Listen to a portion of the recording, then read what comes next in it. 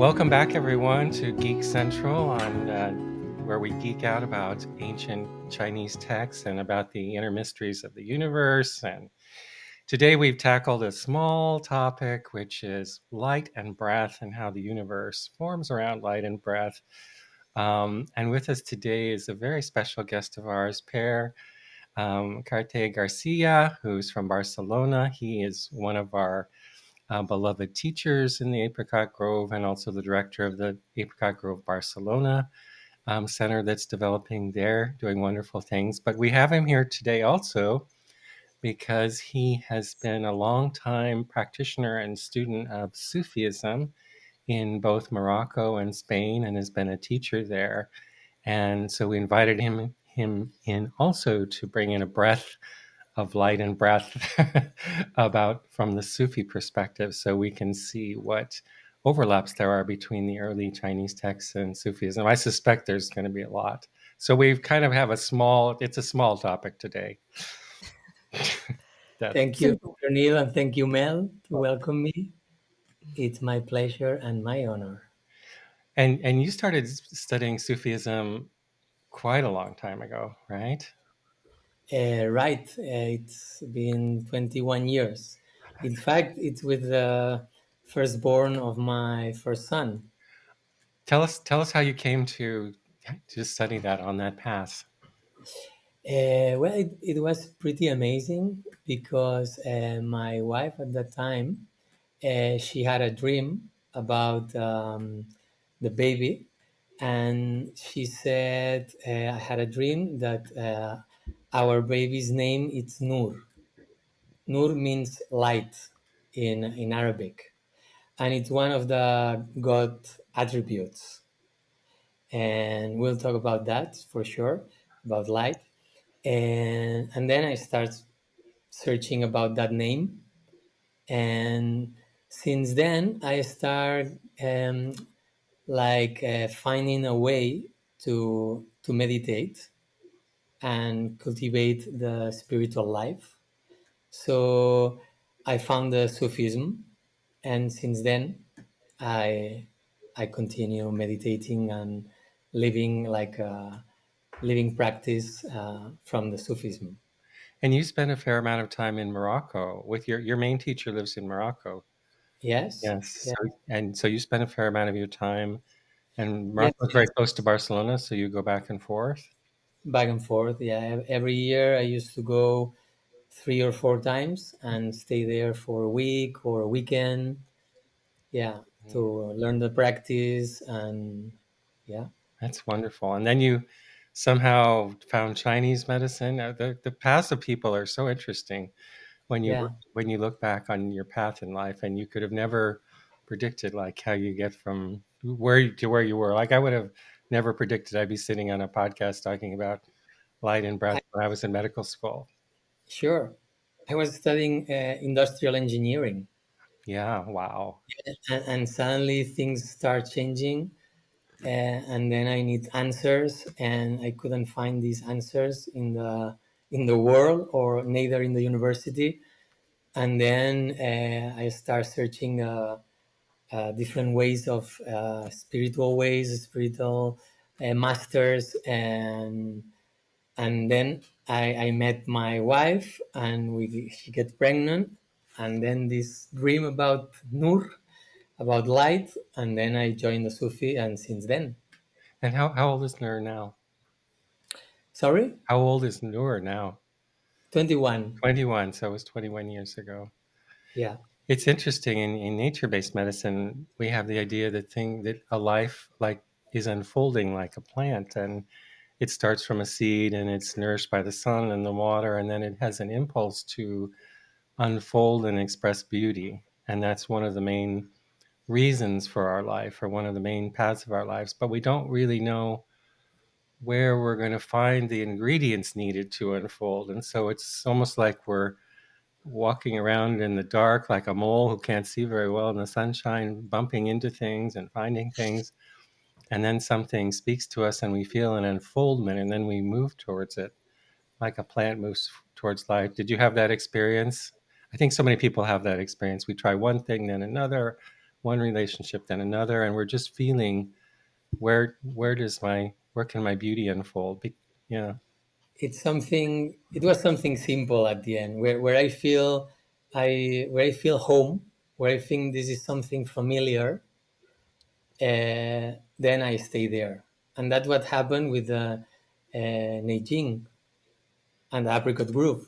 I feel this is familiar for me. I mean, these guys, these Chinese, these Asian Chinese texts, and Dr. Neil, they are teaching us something very familiar to me. that's so Because interesting. I think that's totally right on. We think we're rational beings and we're kind of doing everything with a plan and so forth, but we really move through the world with a sense of a feeling sense. I'm curious, and maybe Mel, maybe you had an experience like this too. How did you know? How do you know where a home is? Like when you're feeling around and you're feeling, because there's many types of meditation also, but for you, this was a home. How? I'm just curious.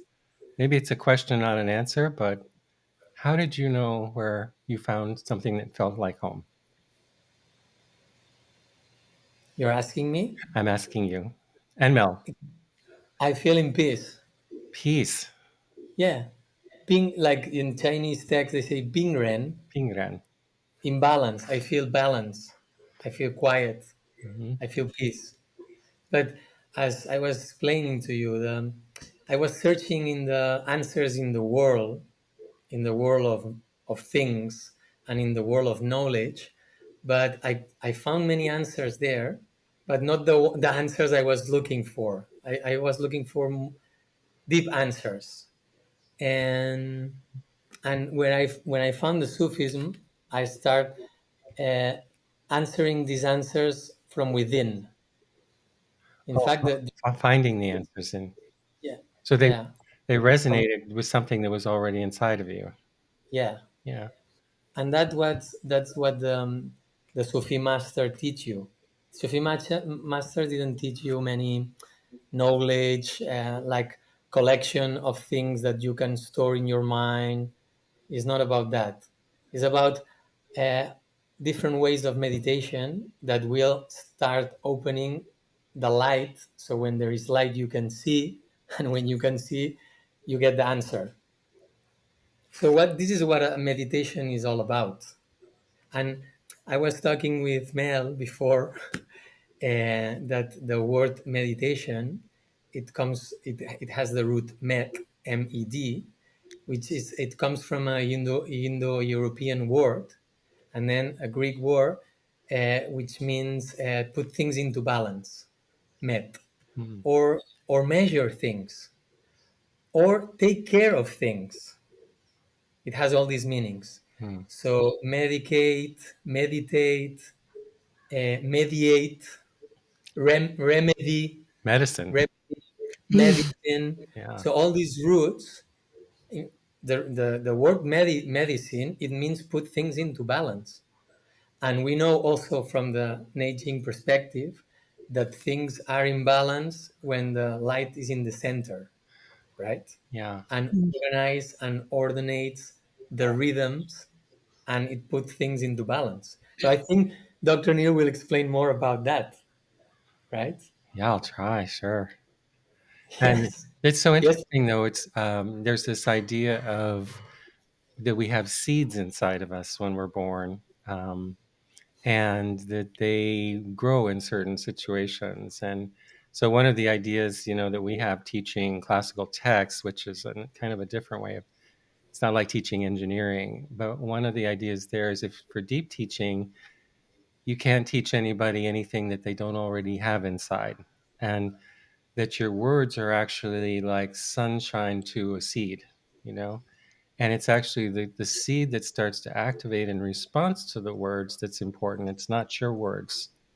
It sounds similar to what you're saying. Is that so? It sounds completely similar to me. So when we teach, Mel was talking about, her child is going to Waldorf school and how, how when we're growing and that we have seeds inside of us that can grow. And Thich Nhat Hanh also has an interesting thing about seeds. He says, maybe you've heard this from him that when you're in a relationship with someone, it's about taking care of the other person. We say the same thing in aging, but it's that the person always has certain seeds, and you can water different seeds with your care for them. For example, you can do certain things that bring out their bad weeds, water them, or you can bring out things that water their beautiful seeds. It's a much different way of moving through the world. But then somehow you found a strange hybrid home with Chinese medicine and Sufism. So did you feel the same thing in Chinese medicine, that you had found a home also? Yeah, it sounds familiar to me. Like all the ancient Chinese texts, the Neijing, Tao Te Ching, Zhuangzi, or the I Ching, they are all saying the same. Like there is no two breath, there is one breath. There is no two lights, there is one light. And like you were saying in the previous podcast, it's not the liver, it's related to the spring. The liver is the spring in our bodies, in the human body, Right. right? So there is this unity, uh, reflecting and making mirrors to all the different things, right? Like that in the 10,000 things. So it's the same thing with a different story, but also, Right. but also somehow you felt a familiarity, like you in a past life, maybe you've been a Chinese doctor or something like this, or No, I said familiar, like um, all the things we were learning, you were teaching to us, and oh, it was familiar from your Sufi. Yeah, yeah, yeah, yeah. it's like this guy is saying the same. Oh, thanks God, someone is saying this in the Chinese medicine world. So thanks God, someone has this perspective. And this is so interesting. I think this maybe Mel can help us here, but it's this is a result of how our minds work sometimes, that we divide things up into boxes and we say, well, there's many different types of meditation, and there's different many different types of medicine, modern and traditional, Chinese and Western, all those different things, when in fact there's only one world, and we have limited ways of telling stories about it. So it seems like there's many different things. It's actually just a few things telling it told in a different way. So then you came to the Neijing, and it seemed pretty familiar to you. Yeah. Right. So I want to ask Mel. Mel, why you study nature-based medicine? What makes you study nature-based medicine through the Neijing with Dr. Neil? And No, that's a good question. So I had been in practice just over 10 years. I think slightly before that, I did see Ed speak in Germany, which I think I've touched on before, where he had a different perspective on how the meaning of the channels in Chinese medicine. But around the time that I found his courses and his work, I was reaching a point of disillusionment with my training, both Chinese medicine and functional medicine. So I have a master's degree in each, and I was practicing and I was working on my own health. And I was putting more and more effort into them and coming to the realization that there was something wrong, that there was something missing with them. And it was really hard, in terms of functional medicine. People were asking me to train them, and my patients weren't complaining. I mean, I was somewhat able to help, but I was seeing that there was no there, that there was something missing. And so I kind of declared intellectual bankruptcy a couple of years ago, where I was like, even though I can keep going on this path, people will be happy for me to help them with these lenses, and I could live my life like this. This is not giving me the answers that I want. And a big part of it was that my own experience of life and health and that of my patients was breaking the models too often. So there was just too many exceptions where what was being taught wasn't applicable, it wasn't working. And so around that time, I found Ed Neal's training, and he was able to. I think, I mean, a big key is this being tied to the root of the medicine. So rather it be like just repeat an aphorism that you've heard about Chinese medicine and it must be true because everyone's saying it. There's this really close connection to the original sources and really understanding what they mean. so that be- things can be applied, that you never break the model. Like if there's one breath and there's one light, then that's always true. There's no exception. But also, if we just stay there, we don't differentiate, it can be hard to make it applicable. It's one thing to sit in meditation and be connected with the one true source of everything, but how do we intervene in the world, or how do we know when to intervene in the world? How do we work with people's stories, and how do we work with their illness and their wellness and so on? And Dr. Neal's perspective and his, I have to say that not only has he refined a certain perspective through years of study, but one can tell that he's also put a lot of attention into learning the craft of teaching, which is actually a separate skill. So it's very enjoyable to learn from him. And I know you're right there. um, I but but agree. but that that I can take what I'm learning. It's not something that you kind of quickly, like you're learning information. You have to let it change you, but that you can take it into the world and apply it. And there's no patient that breaks the model because it's always true. And so, or one thing that Ed has been known to say is like, if you're working with a patient and you're trying to figure out what's going on, you could always take your understanding back to the original breath of the universe, so that you're always taking it back to the source. So I hope that was a little bit rambly, but that's how I found Ed, and it was at this time where I'd invested a lot of time and energy in learning a certain way of doing things and being with them, and then I had to go through this period of a couple of years where actually I was like an infant and was like, I don't care about my license and my degrees, I don't know anything, um, and I'm much happier for that decision. Oh, that's so kind of you, Mel. Those words and That's beautiful. Thank you, Mel. the that's so interesting. I've always it's interesting. I've always seen myself as kind of a doctor. I'm always a doctor. I'm not a philosopher. I'm not a sinologist. So at the end of the day, I'm always thinking about how to treat patients. And so there is this thing about how do you take these very esoteric ideas about light and breath and then treat someone with lupus, that afternoon. And so in this work, we have the Neijing text, which is our root because it's the root of Chinese medicine. And we also want to say that the root of the Neijing has a root, and it's nature, and that nature has a root, and it's the cosmos. So it's kind of, we go root, root, root. The more you go back to root, the more you can understand things.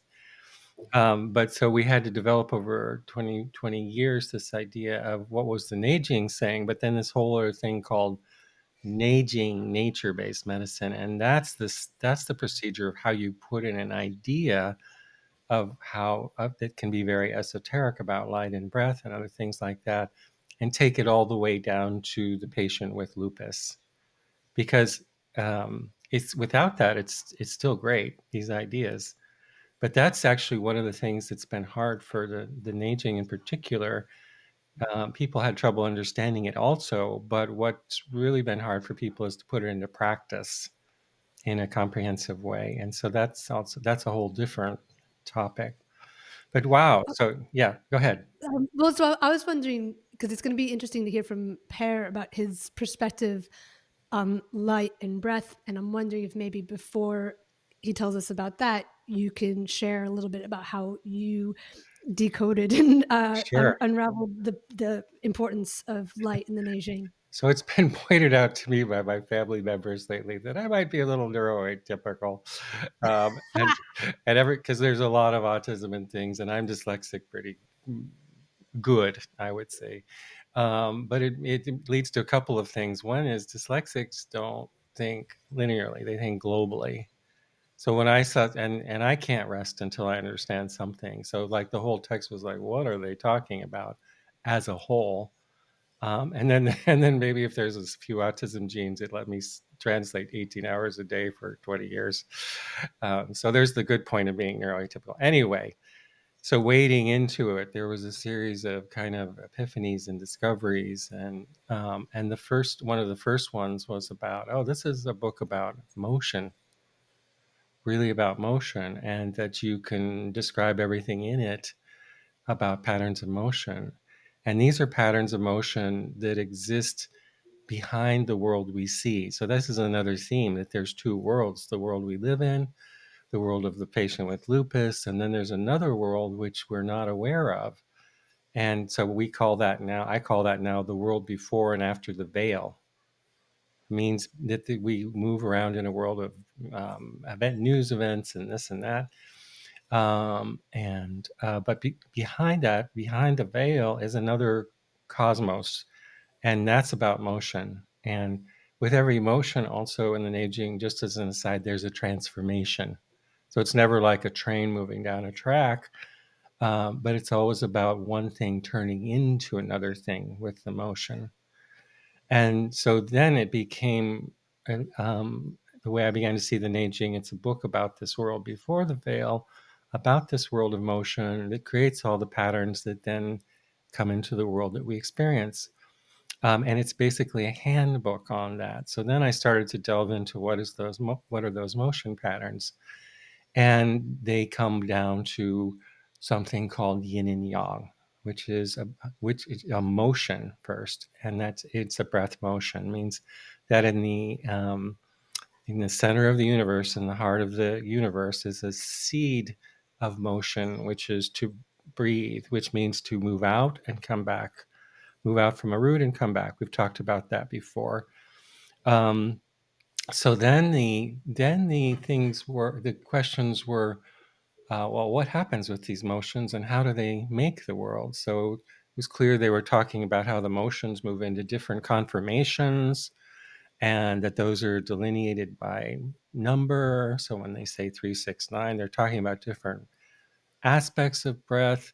But then there's this thing, if we're talking about the person with lupus, for example, well, how do you put that into the form of their body? If they have a lung tumor, how do you figure that out? So over time, I realized that the breath is actually moving in and out of form. So we say that the universe is a breath moving into different conformations and in and out of form. The next question, though, is some breath patterns seem to be more random, or not. Not sure random is the right word, but say if you look at a nebula where stars are being formed, or you look up at the cloud in the summer sky, and it's turning with a complexity that we have no idea about, but it doesn't really hold its shape. It just moves constantly with the patterns of nature's motions, which we call the Tao.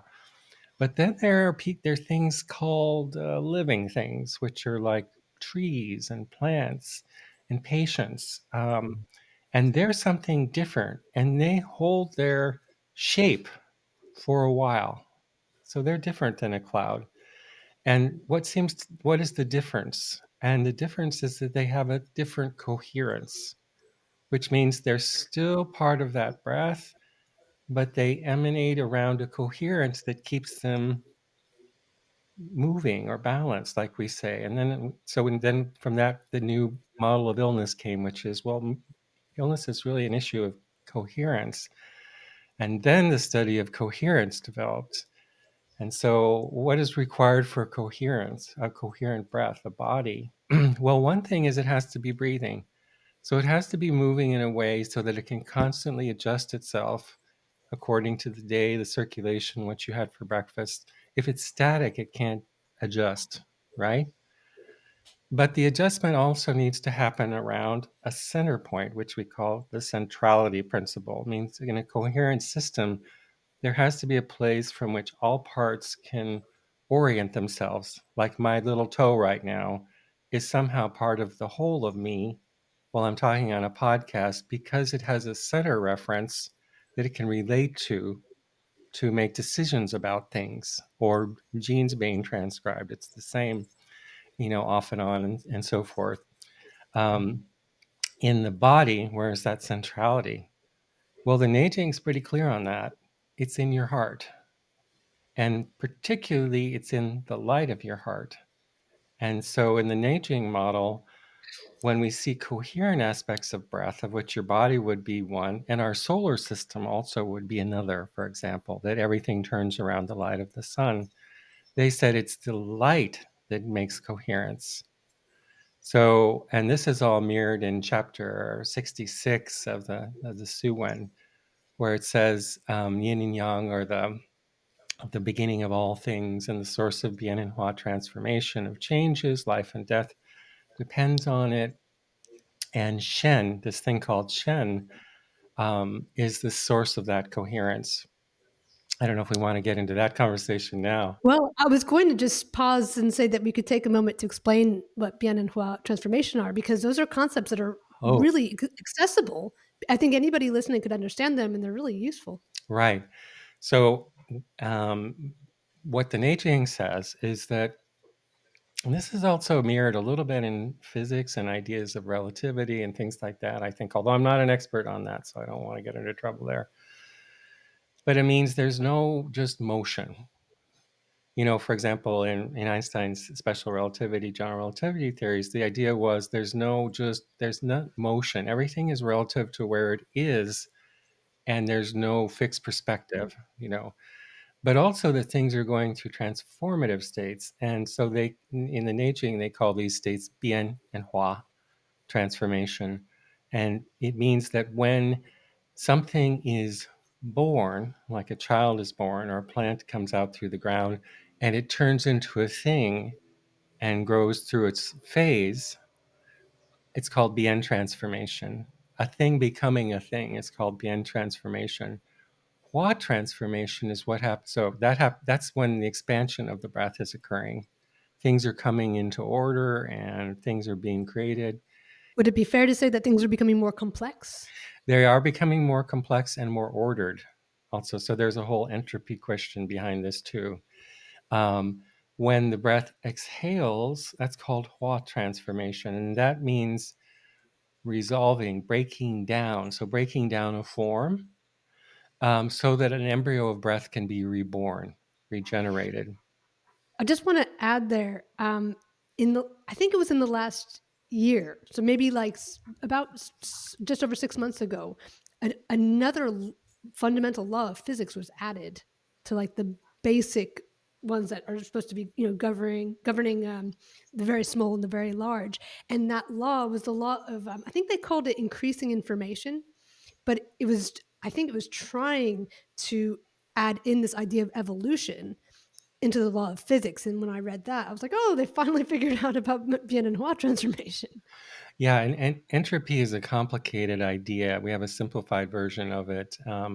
I don't actually understand the full implications of entropy very well.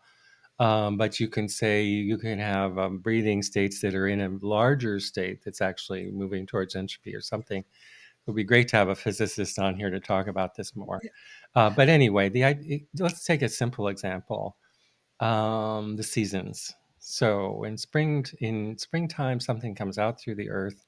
It's moving into its bianhua, say the plant. It comes out, it expresses itself, it grows to completion. Then it starts to, in autumn time, the leaves drop. Now it's actually turning back through Hua transformation.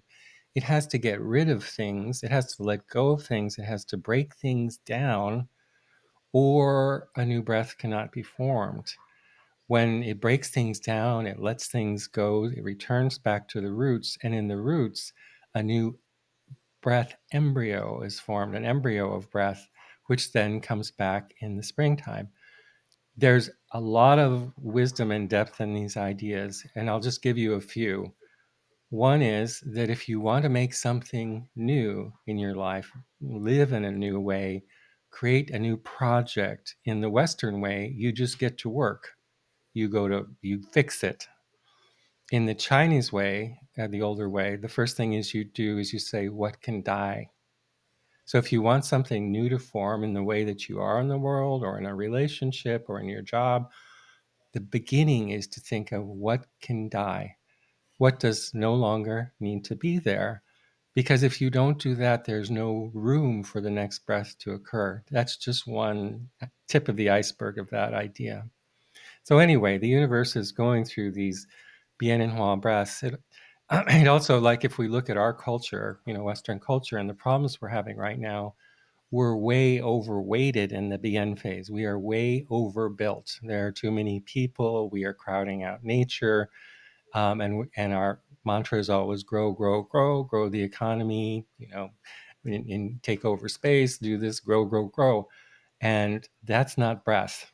that's considered a disease. There is a, as I've mentioned before, there is a disease in Western medicine that grows and grows and grows, and it's called cancer.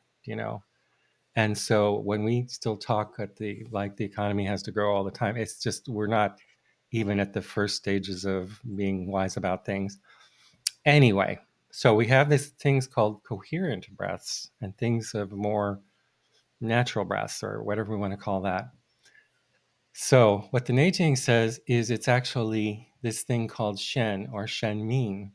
Um, Let me just read you this passage from Suan 66. Can I just read that in an Please. abbreviated way? Yeah.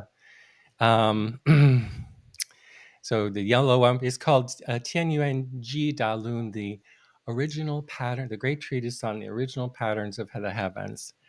And the yellow emperor starts to talk about things and the different qualities of things and wants to know about how the universe is and how the heavens work.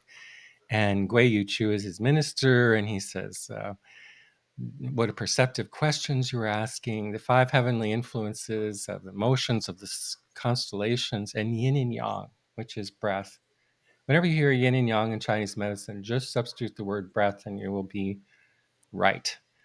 They are the Tao of heaven and earth and the guiding principles of the 10,000 things. So they've organized the patterns. It's about breath pattern.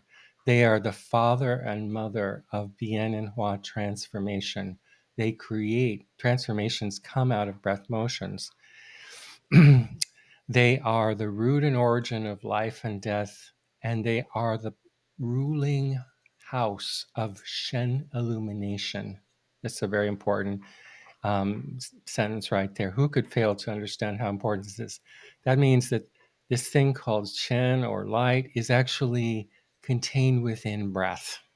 And that's really key.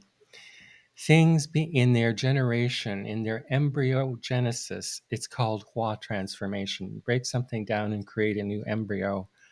Things growing to reach their maturation is called Bien transformation.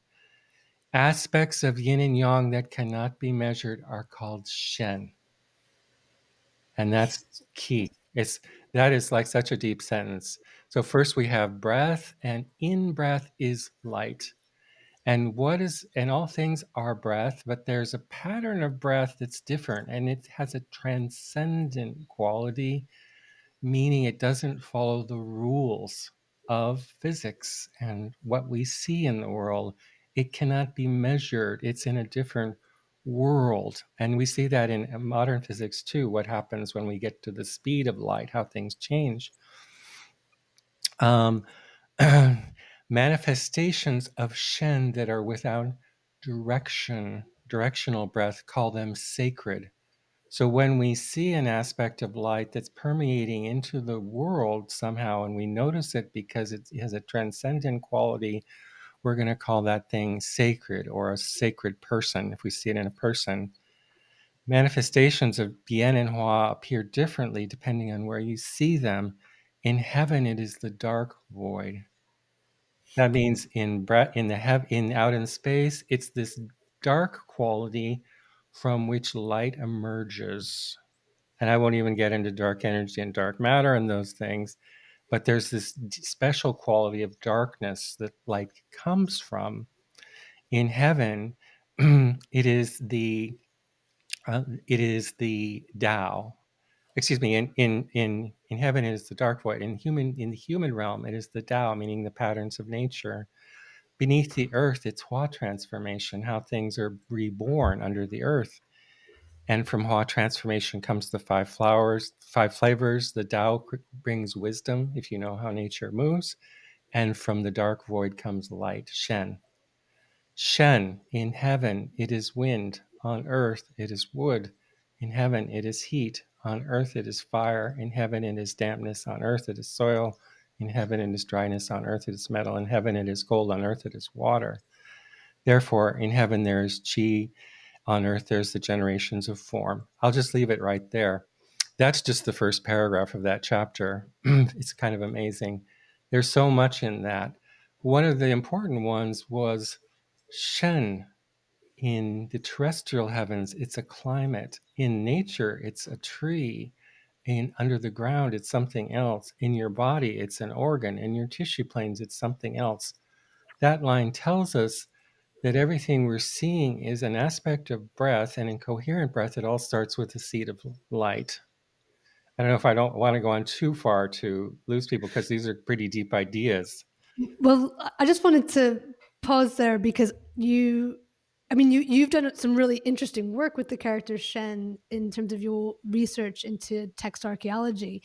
And one of the things, and you've given talks on this subject, and one of the things that it highlights, which I think is kind of interesting to point out, is that most of Chinese medicine doesn't have this very strong connection to the original sources, and so something like the character Shen, the way at least like I was taught when I was training, and the way it gets talked about is in this like really vague, fluffy kind of way, where it like means like consciousness or spirit or love or all of these things, and people could say that, but without any reference to anything. And you've pointed out, especially with that one chapter, that one part of that chapter where I think you've found over 260 references to Shen, anyways, that that when you read that, it doesn't make sense to translate it that way. Like it That when you would, read that, it doesn't work. yeah. So what I wanted to pause on that because it's really exciting, because by putting it through this more rigorous filter, you end up with something that's much less like vague and fluffy, much more interesting, I would say, really, and that it kind of just raises the maturity of our entire way of working with the text and with people by bringing a little more rigor to it. Right. The Neijing talks about the higher way and the common way, and there's different way of practice, and there's different ways they talk about that. But one of the aspects of the higher way is that you actually know what the original terms mean. And the lower way is that you just treat what you see: redness, inflammation, pain, etc. And when you understand the higher terms, they're all cosmological terms about how the universe behind the veil works. And this is very practical. For a profession, if we don't understand the basic terms, it means we can't evolve. We're stuck in the water because we can't have a conversation, basically. But in practice, all this is very important for practice. For example, this idea about Shen, and also I should say there's two terms they use, and this is very important because they're very technical how they use language. So if there's two terms, it's important. So there's Shen and Shen Ming. And Shen appears to be a dimension of space-time or breath that is transcendent, that moves in and out of illumination, depending on the state of the breath. When the breath is balanced, then the dimension of Shen emanates forth as an illumination. And we would say, like the sun is an example of that, that organizes the solar system. And when that emanation of light, it's called Shen Ming. And that arises spontaneously in a human heart, and it flows through the blood rivers of the body. And that's why the original acupuncture therapies were a form of ecological surgery to restore the flow of the blood rivers. And the reason they wanted to do that was, well, there's nourishment and things like that that comes from the blood, but it's because it's the organizing light that travels through the blood. So acupuncture needles were originally a surgery that restored light to tissue. Now that all sounds very esoteric, but here's the thing. It's led to a new theory of cancer, which seems to be, in the preliminary stages, pretty darn helpful. And what is that idea? In Western medicine, we have the idea of cut off blood to tumors. And there's been a lot of trials and therapies to do that.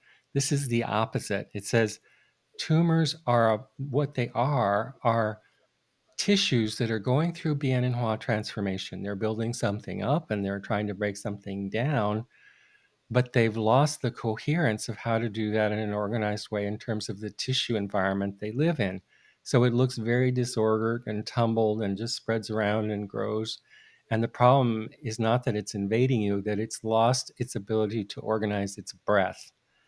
And the treatment for that, in this new model, is to restore normal blood to tumors so that the central factor of the illumination, which provides the tissue coherence, can restore that tissue. And what we see in very early, I want to caution this is all very early, and needs to be proven time and time again and be interrogated by other people, is that we see tumors sometimes rebuild their architecture back to normal tissue, which is kind of unheard of. So there again, there's the esoteric, but if you really dive deep down, it's very important for the daily and the practical.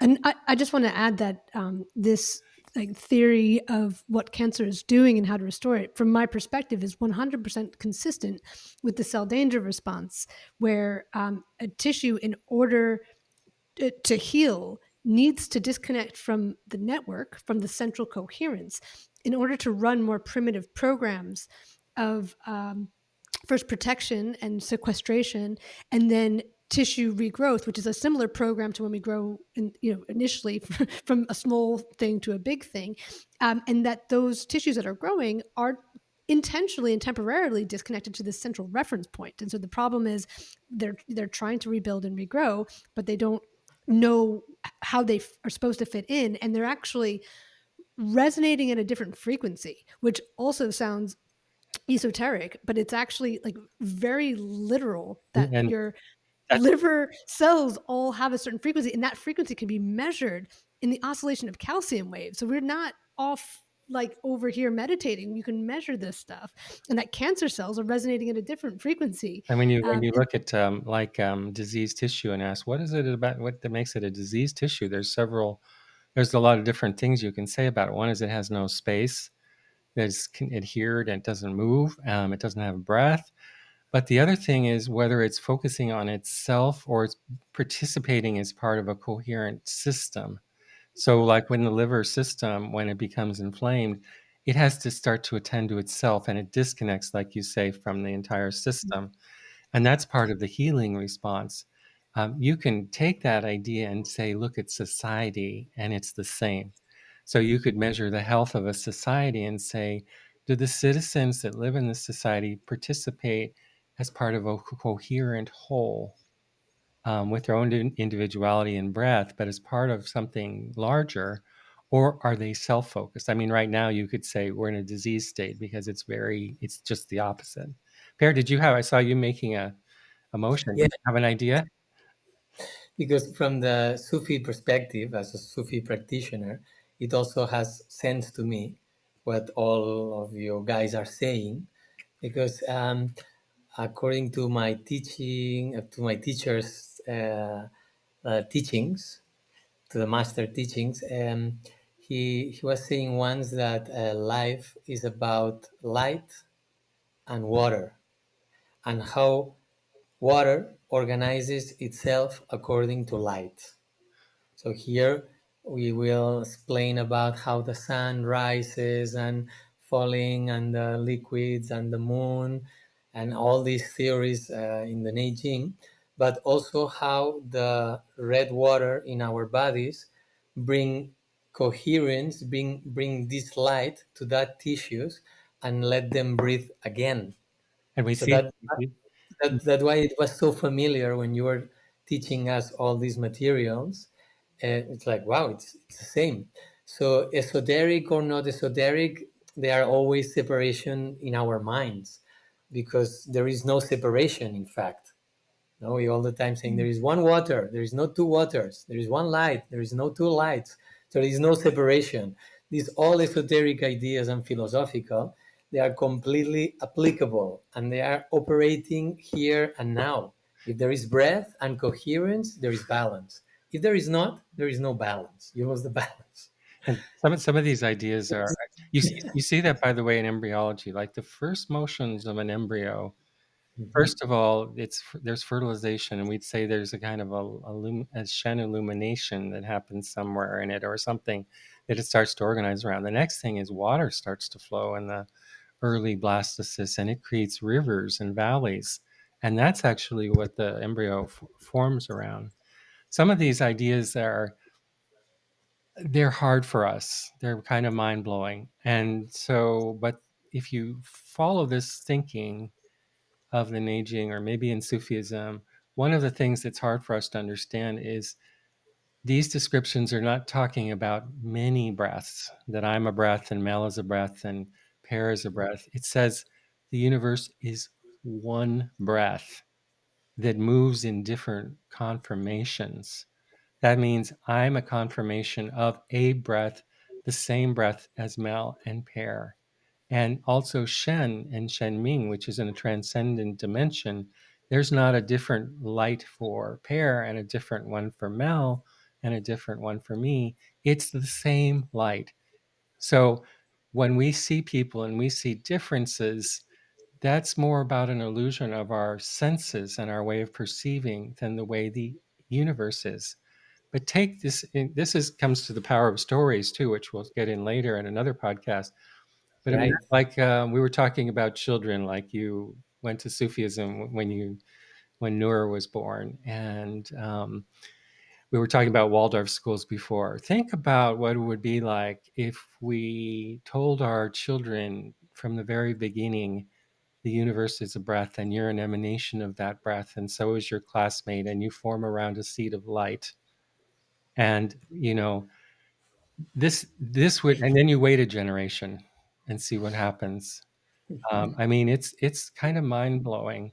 The other thing is, we're right at this precipitous moment in time where we're either going to evolve or fail. It feels like we can't do business as usual. We can't grow our economies all the time and just take over other countries, and have wars and so forth. So we have to imagine what a new version of humanity looks like, and we could say it's how we interact with more beauty or commonality. But to me, it all comes down to this: better stories, better ways of evolving are ones that are centered about around light and breath. Because when you look at a person and you ask what they need to live a good life, it's not actually money. It's not Instagram likes. It's not fame. Those are substitutes for things when you don't get what you really need.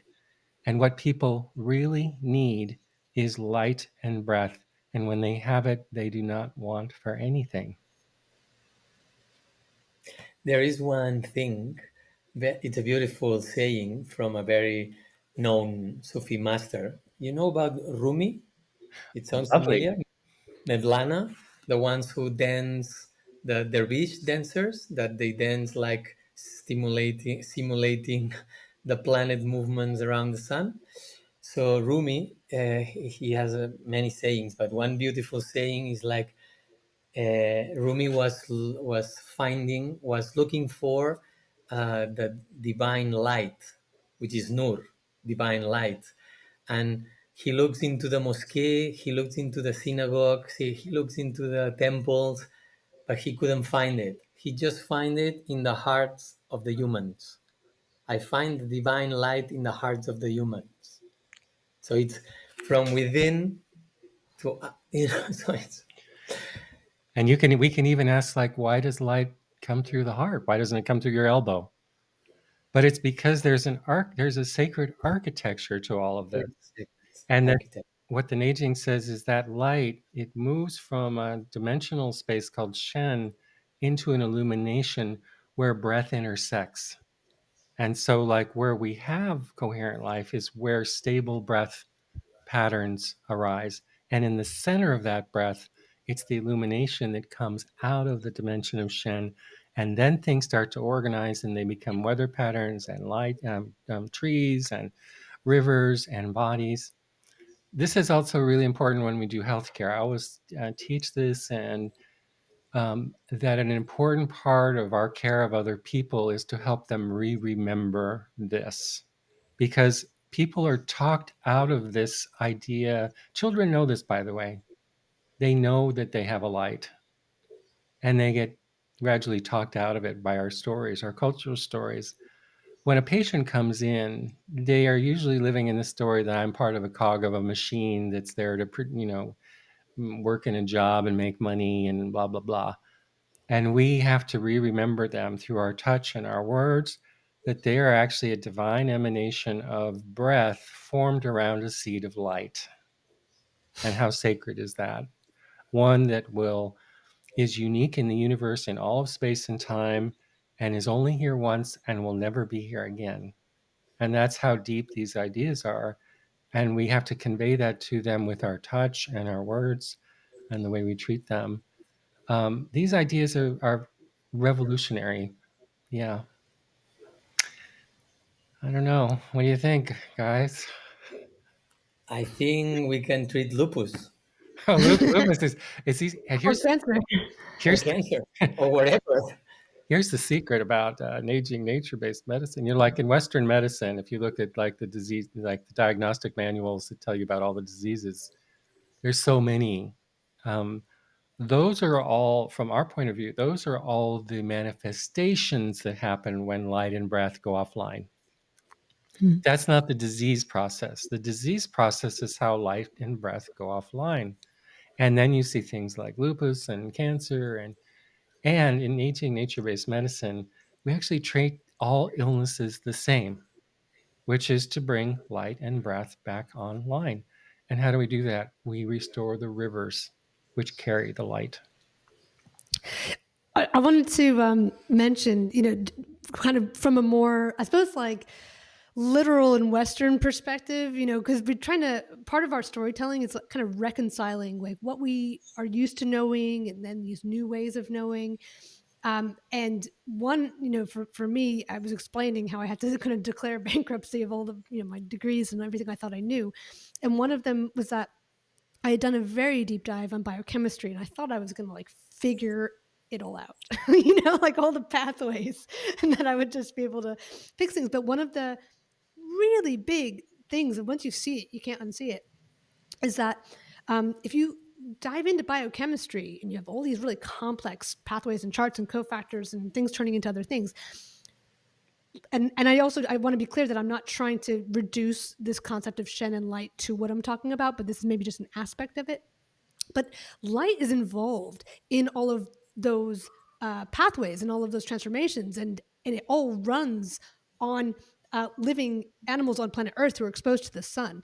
And it's like if you look at these pathways, it's like the photons have just been omitted from the textbook, and you can add them back in, and it changes everything. So when we talk about blood rivers carrying light, I imagine that there is also like kind of sort of an aspect to that I don't fully understand, but there is also a literal aspect where our hemoglobin is a chromophore. That means that it absorbs light, and that all of the proteins in our body absorb UV light. And in fact, I mean, to me, it's so funny because once you see it, you can't unsee it. And when researchers wanted to start counting proteins back in the 1940s, they would shine UV light onto the protein and then measure what got absorbed. Why would they do that? Because UV absorption is a fundamental aspect of what it means to be a protein. And that's because 3 billion years ago, proteins formed on an Earth that its central feature is to be exposed to by light from the sun. So it's not a small detail. That is just another thing to add in. There's even more and more coming out of this. We talk about, I don't want to kind of go too far off, especially at this stage of our conversation, but ultimately we look at the different colors of things in the body. We look at how the colors of our skin changes over the course of the year, and all of these things that the blood is very literally carrying light around the body, if not also in this more trans dimensional way as well. This is so beautiful. We're just at the tip of the iceberg of this new story, and this is why, as I've been a physician now for like ever, and my job, how I view my work has changed over decades now. To the point where I believe my job when I work with a person is to foster what I call illuminative beauty. And illuminative beauty is not the cultural norms of beauty that you have a certain look or you're a certain age. It's that light is emanating out of your tissue. And and you can see it in people's face and people's eyes when this, when all of a sudden their circulation moves and their eyes brighten and so forth.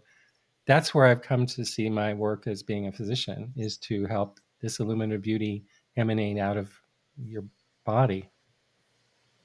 So I think what Mel was saying, it's a key point, that this is not something esoteric at all. This is something completely practiced. And now all these explanations about proteins and the photosensitivity of the proteins and the blood carrying light literally, it's like, okay, modern science and developing and technology, they are proving all this stuff. It's good. It's wise from them, right? And if we think of like this idea of right now, what are we going to evolve to as human beings? Are we going to just get in more wars and bad politics and just, by the way, that's called what transformation. And when we build things up too much, nature automatically invokes the opposite because its priority is breath. So it breaks things down.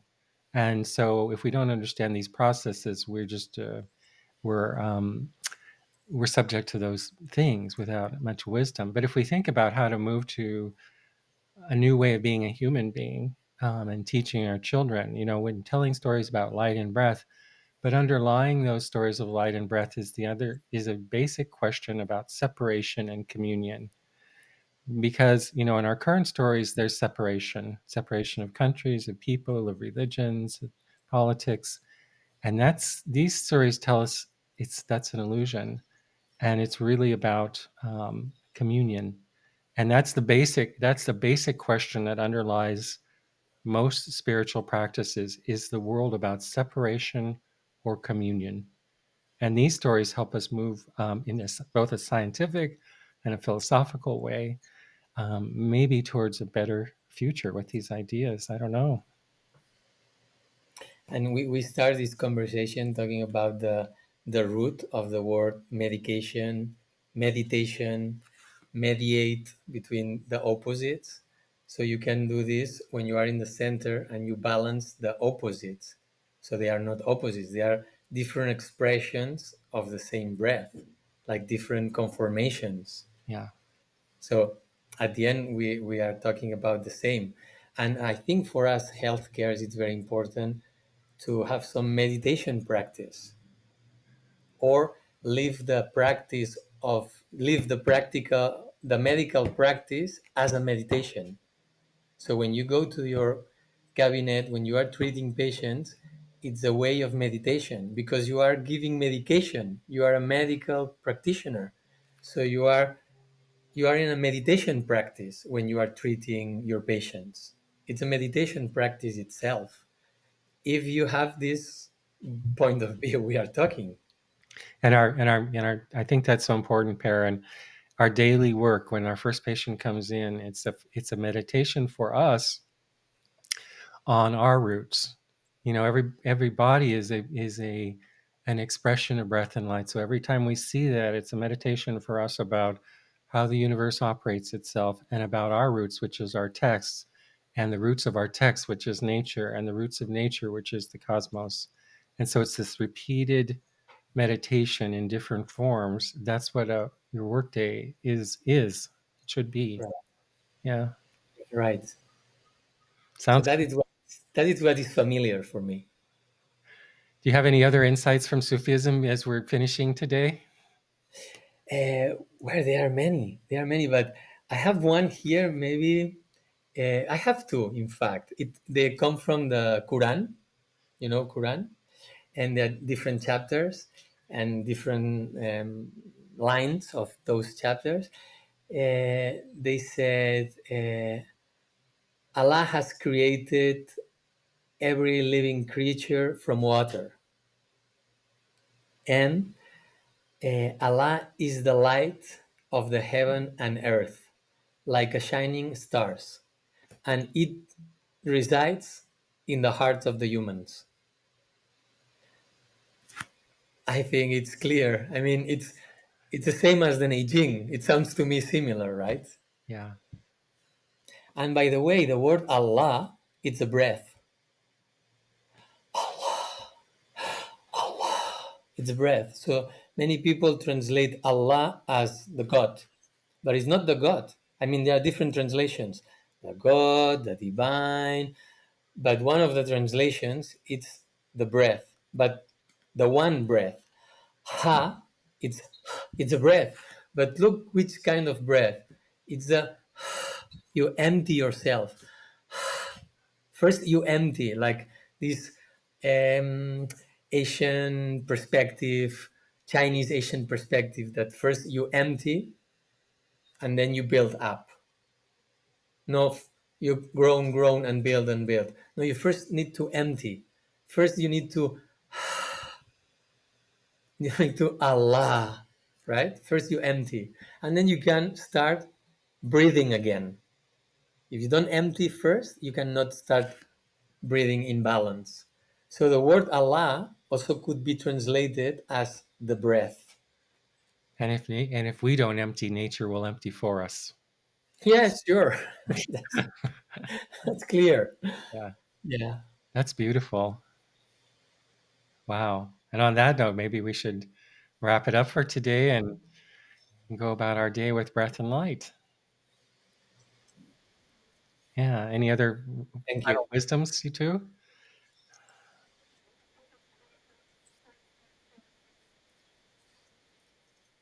Pear, thanks so much for being with us. And we'll look forward to seeing you again. Thank you very much, Dr. Neil and Mel. Thank you very much.